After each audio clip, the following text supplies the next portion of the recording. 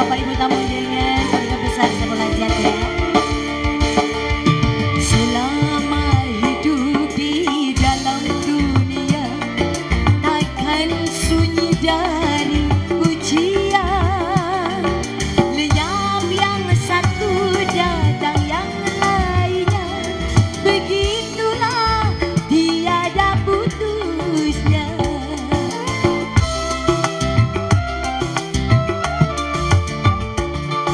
Bermacam bentuknya ujian Tuhan yang dibebankan pada insan.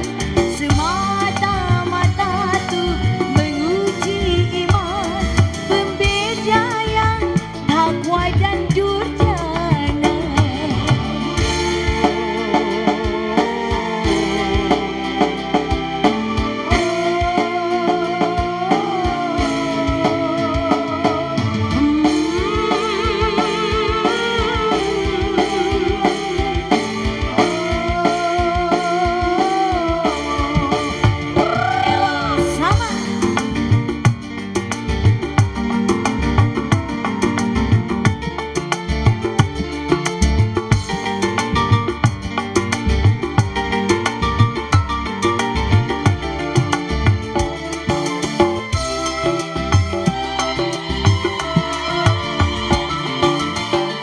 Apabila kau menemui musibah, jangan lalu putus asa.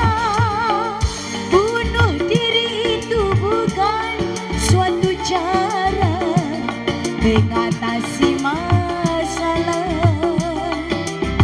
bahkan suatu dosa.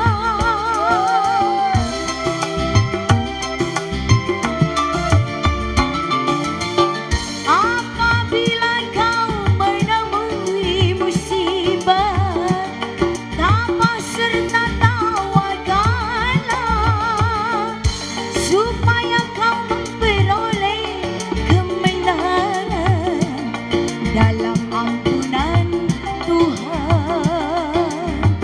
Penuh